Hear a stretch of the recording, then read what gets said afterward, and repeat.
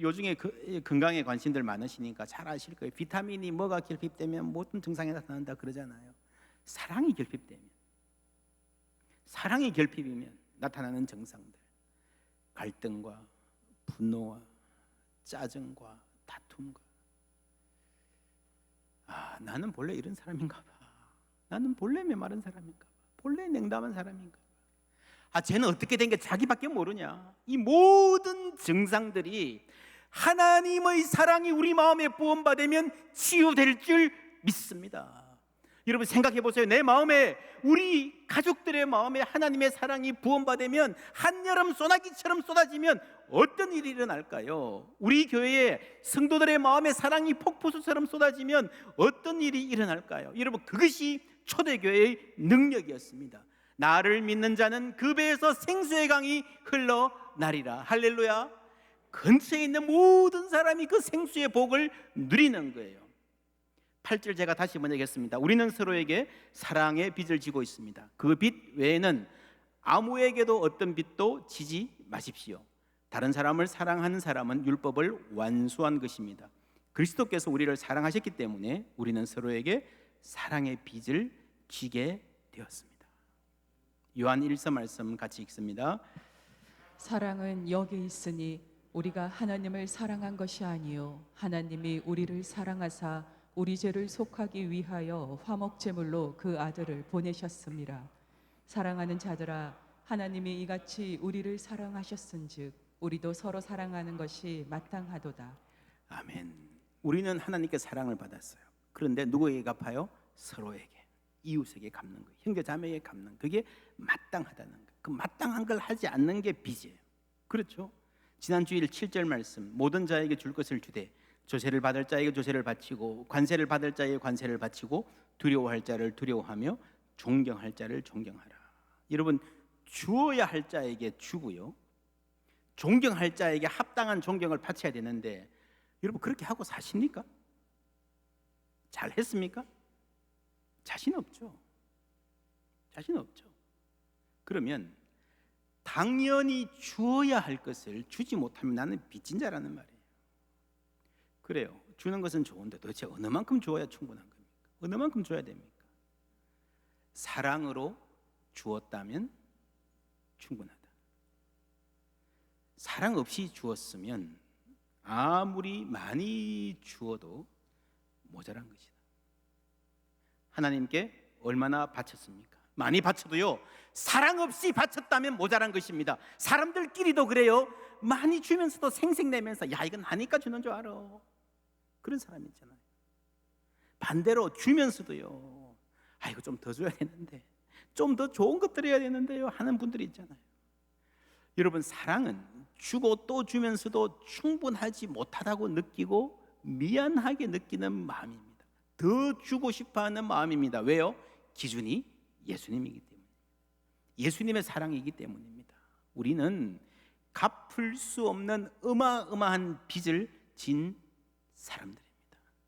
여러분, 사랑의 빚, 이 빚이라는 말은요, 사실은 굉장히 강한 말입니다. 너무 심한 말이에요.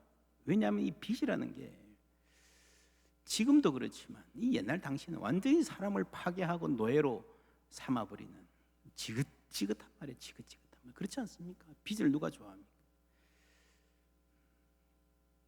빚은, 그 빚을 짊어지고 사는 것은 그 삶의 모든 부분에 영향을 끼칩니다.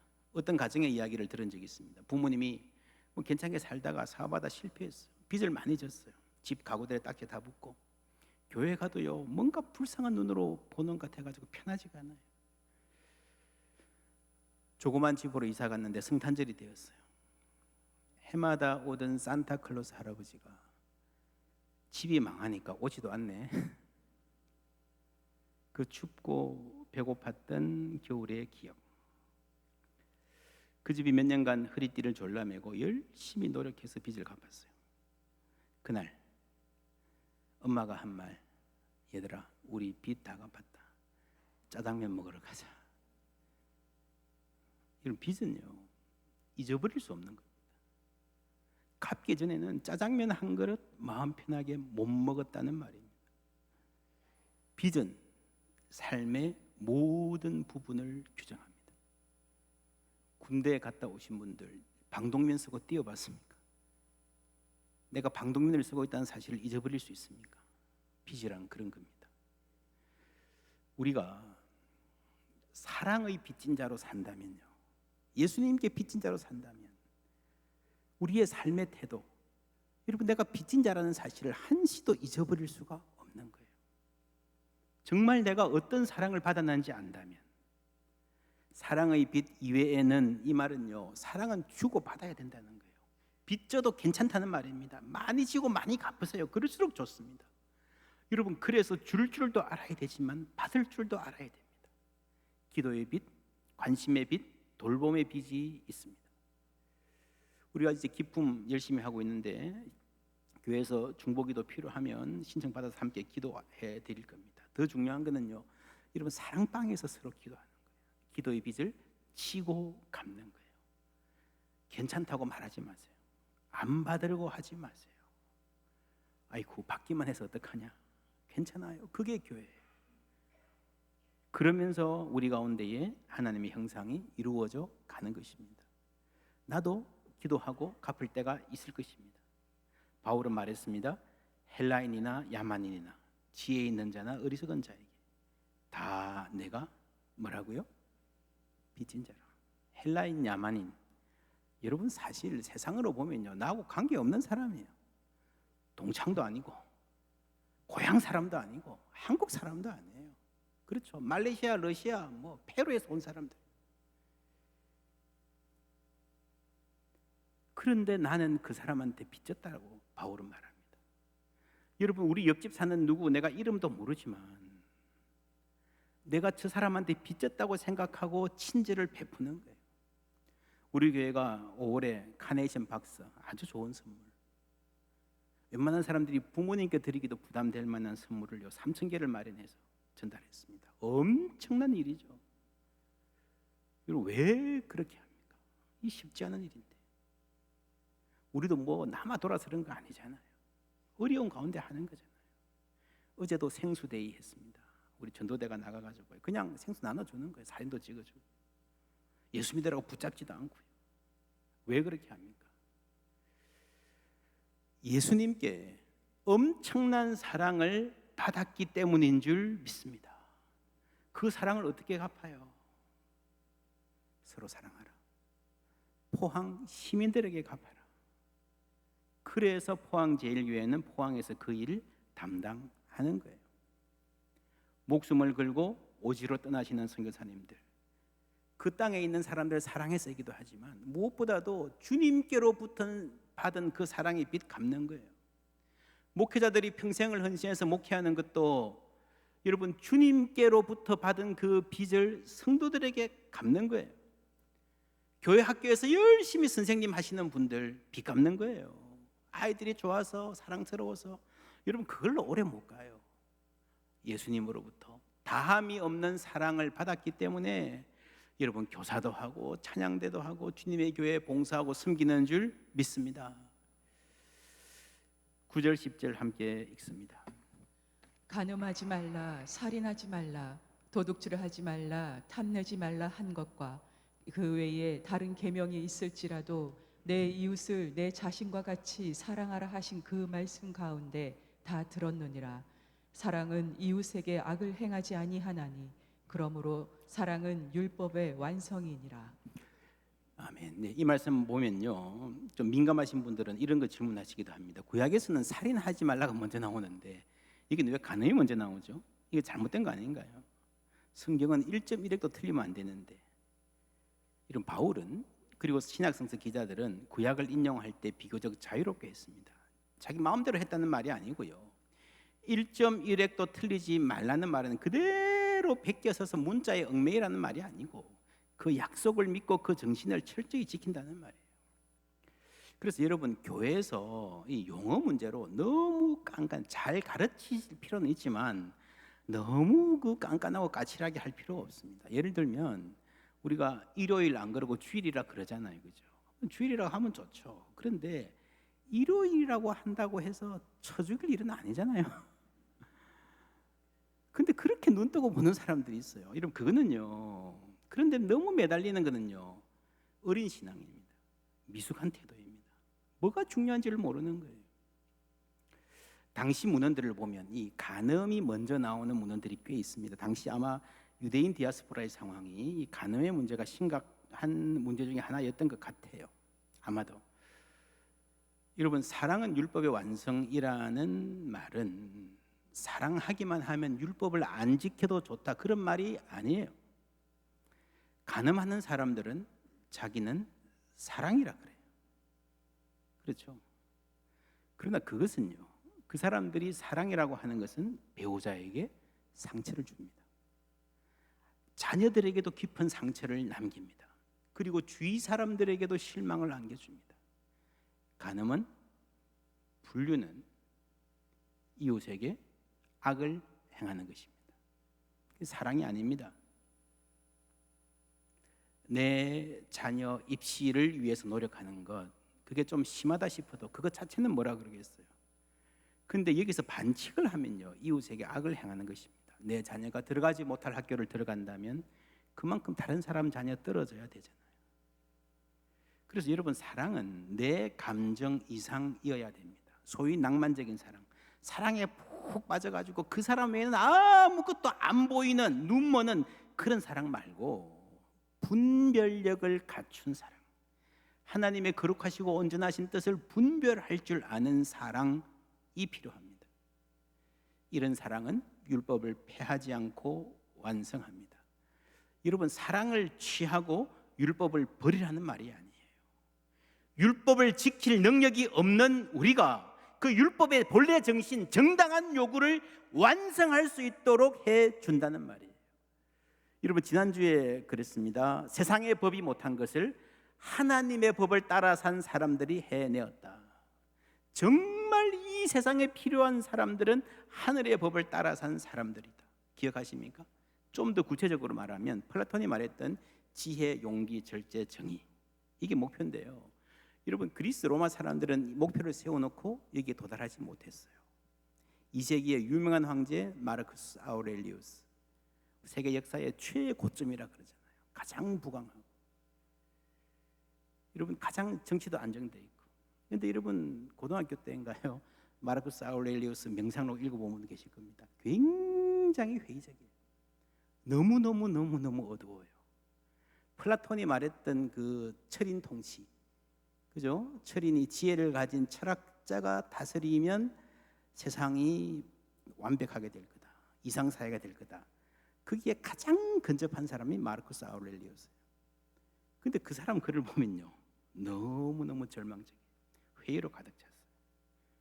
그리고 로만 사회는 지혜, 용기, 절제, 정의, 나름의 상당히 좋은 목표를 설정했지만 도달하지 못했어요. 그런데 믿음, 소망, 사랑을 따라 산 사람들을 보니까 그들의 삶에 지혜, 용기, 절제, 정의도 열매로 맺히더라는 거예요. 여러분, 초대 교회가 로마에, 결국에는 로마를 주도하게 된 것은요, 우연이 아닙니다. 그들의 탁월한 삶의 열매 때문이었습니다. 사랑은 법의 완성입니다. 구약 율법의 완성일 뿐 아니라 세상의 철학과 법과 도덕과 교육이 목표했으나 스스로 이루지 못한 것을 성취하는 길이 되었습니다.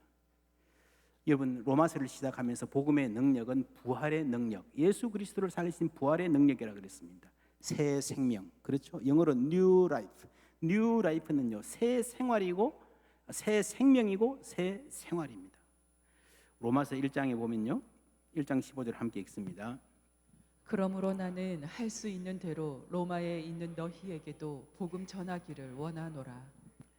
바울은 복음을 전해야 된다고 했는데요, 이 로마 사람들이 예수를 몰랐나요?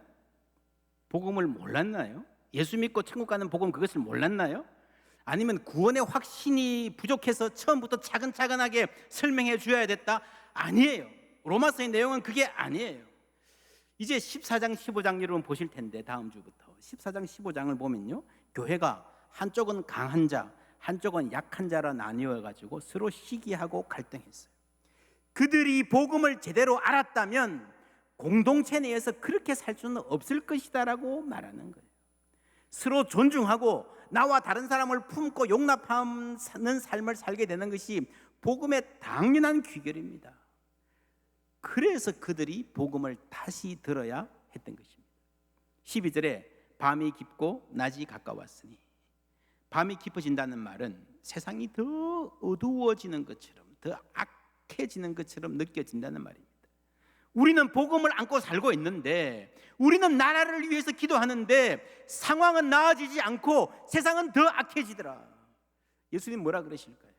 불법이 성함으로 많은 사람의 사랑이 식어지리라 했습니다. 여러분, 뭐가 문제예요? 우리는 그렇게 생각합니다. 이 세상에 이렇게 타락하고 이렇게 악하고 음란하고 돈만 알고 이게 하나님 문제예요 그러는데요, 예수님은 다르게 말씀하세요. 불법이 성함으로 많은 사람의 사랑이 식어지리라. 무슨 말입니까? 세상은요, 예전에도 그랬다는 거예요. 앞으로도 그럴 거라는 거예요. 문제는 그리스도인들이, 하나님의 백성들이, 하나님의 사랑을 아는 사람들의 사랑이 식어지는 거라는 거예요. 세상의 죄에 간섭하지 말고 우리가 서로 사랑해야 된다는 말입니다.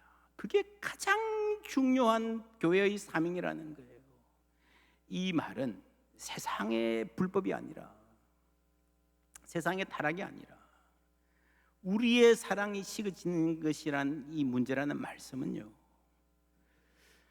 주의 택함을 받은 주의 백성들이 복음을 듣고 복음대로 살기만 하면, 서로 사랑하고 살기만 하면 나머지는 하나님이 책임지신다는 말입니다. 할렐루야. 그래서 우리는 낮에와 같이 단정히 행해야 됩니다.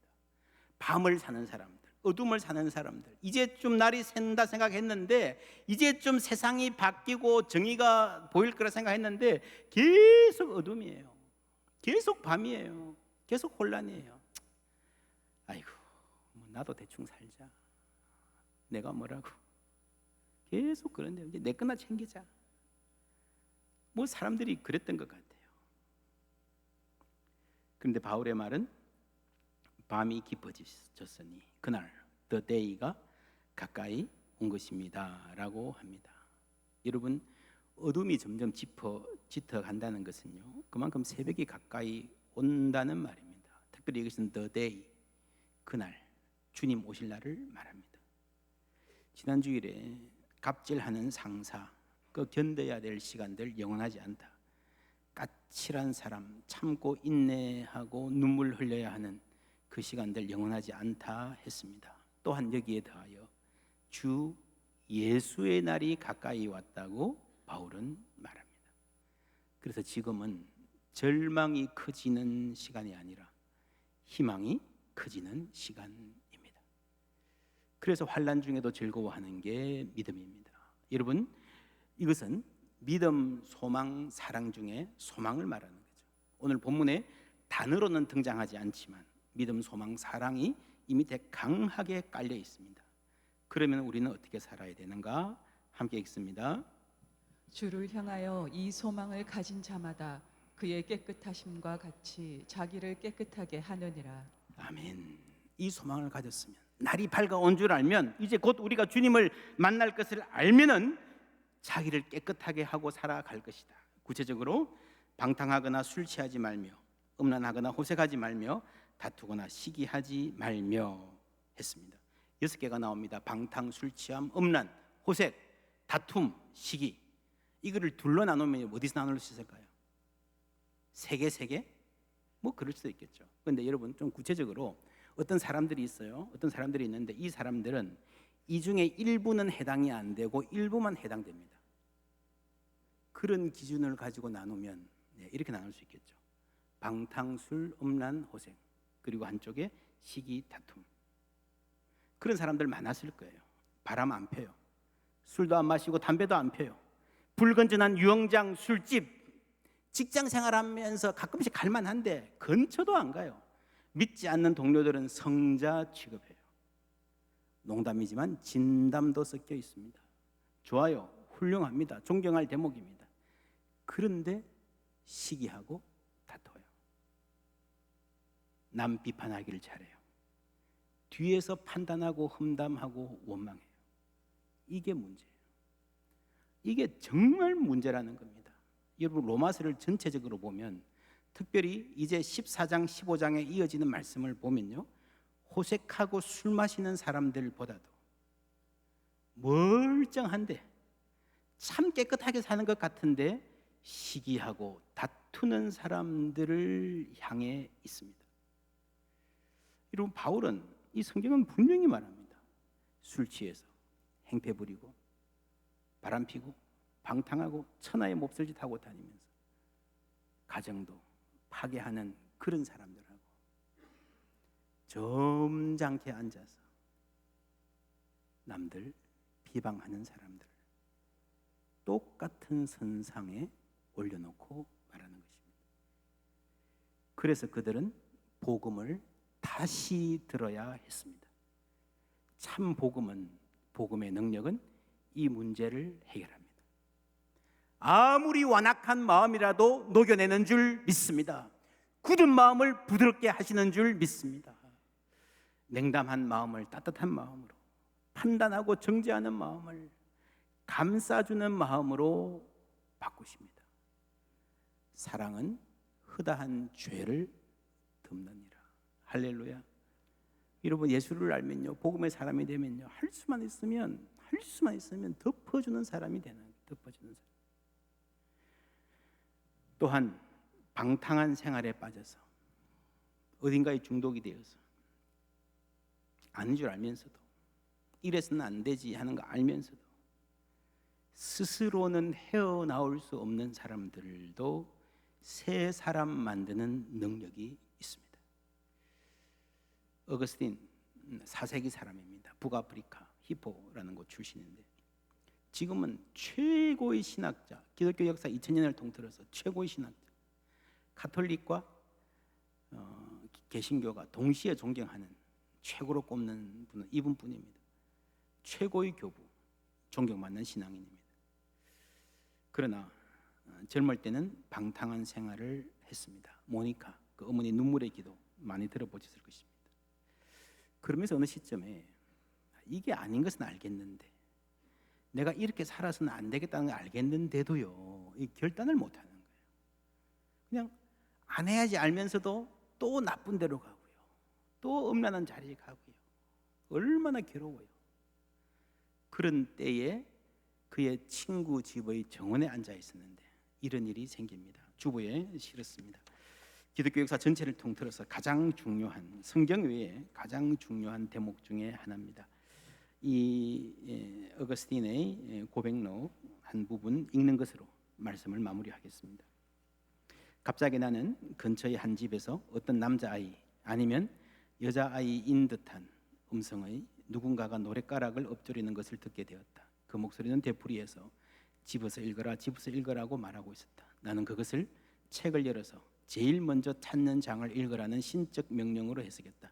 그래서 나는 잠자리에서 일어났을 때에 사도의 책을 놓아두었던 곳으로 서둘러 돌아갔다. 나는 책을 움켜쥐고 그것을 펼쳤다. 그리고 눈에 가장 먼저 들어오는 첫 번째 본문을 조용히 읽었다. 방탕하거나 술 취하지 말며, 음란하거나 호색하지 말며, 다투거나 시기하지 말고, 오직 주 예수 그리스도로 옷 입고 정욕을 위하여 육신의 일을 도모하지 말라. 나는 더 이상 읽고 싶지도 않았고 그럴 필요도 없었다. 이 문장의 마지막 단어들을 읽고 나자 모든 염려로부터 구원해 주는 빛이 즉시 마음속으로 밀려 들어오는 것 같았다. 모든 의심의 그림자는 사라져